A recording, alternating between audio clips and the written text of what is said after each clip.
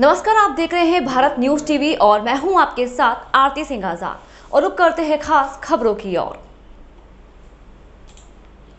आदमखोर बाघ के दहशत से जंगली क्षेत्र के ग्रामीण भयभीत। विभाग ने दिया आदमखोर बाघ को देखते ही शूट करने का आदेश। पश्चिम चंपारण जिले के प्रखंड रामनगर अंतर्गत गोवर्धना डुमरी में बाघ के हमले में मारे गए संजय कुमार महतो के शव को रखकर ग्रामीण आक्रोशित थे। आक्रोशित ग्रामीणों ने वन विभाग के कार्यालय में तोड़फोड़ की। वरीय पदाधिकारियों को घटनास्थल पर बुलाने की मांग कर रहे थे।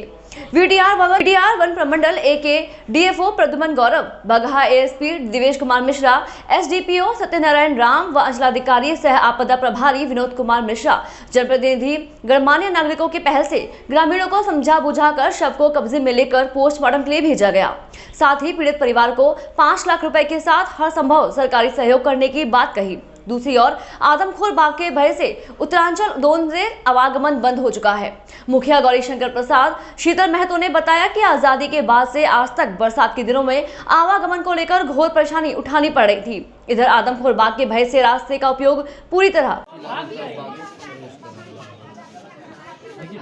तराई का क्षेत्र है और जो हमारा वीटीआर का लैंडस्केप है ये पूरी तरह से इंटरमिंगल्ड है। जंगल और खेत एक समान है। विशेष रूप से जो यहाँ पे गन्ने की खेती होती है और इस समय बरसात के सीजन में गन्ने की हाइट बहुत ज़्यादा हो रही है, तो वो बाघ जो है जो हमारे पुराने रिकॉर्ड से उससे यही समझ में आया कि इस बाघ का जन्म भी जो है गन्ने के खेत में हुआ था लगभग 3 साल पहले। इस वजह से पूरी तरह से ये आदी हो गया है गन्ने के खेत का, घास का और इसका इस्तेमाल करने के लिए।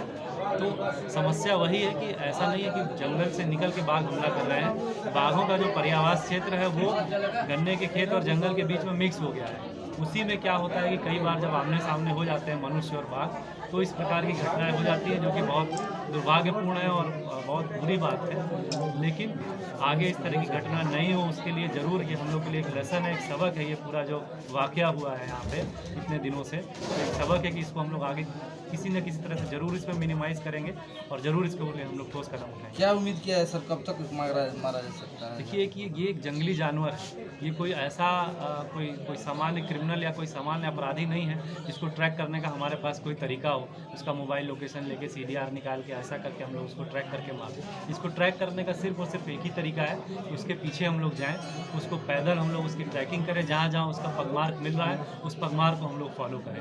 तो वो करने के लिए थोड़ा सा जो आज मॉर्निंग में इस घटना के बाद से लोगों में आक्रोश था, लोगों में रोष था, जिसकी वजह से थोड़ा सा हमारे स्टाफ के साथ भी कुछ घटना हो गई, कुछ वाहनों को भी क्षति पहुंचाई गई है। जब तक हमारी टीम रिग्रुप करके ग्राउंड पे वापस से नहीं उतरेगी, उसको वापस से फॉलो नहीं करेगी, उसको वापस से ट्रैक नहीं करेगी, तब तक हम लोग उसको आगे नहीं उसको हम लोग ट्रैक करके उसको आगे नहीं कार्रवाई कर पाएंगे। इसीलिए आज सभी मुखिया गुमास्ता लोगों से हमने हाथ जोड़ के अनुरोध भी किया है कि सुरक्षा के साथ साथ हमारे टीम को भी कम से कम इतना करने का मौका दिया जाए कि उसको हम लोग ट्रैक कर सकें, क्योंकि अभी भी वो जो है बाघ जंगल के बाहर क्षेत्र में ही घूम रहा है और उसको ट्रैक करना बहुत ज़रूरी है। उसकी गतिविधि पर नज़र रखना बहुत ज़रूरी है, नहीं तो फिर से कोई अन्य घटना भी हो सकती है और उसके लिए हमको बहुत सावधानी बरतनी है। सर, जो मृतक के परिजन है वो 5 लाख रुपए पे मानने को तैयार नहीं है, तो क्या कुछ और आगे इनके बारे में कोई नौकरी या फिर कोई और मुआवजा बढ़ोतरी वगैरह के लिए क्या प्रावधान या कोशिश की? ये बात वहाँ के जो मुखिया जी हैं, जो गुमास्ता हैं, उन लोगों ने ये बात हमारे सामने रखी हुई है।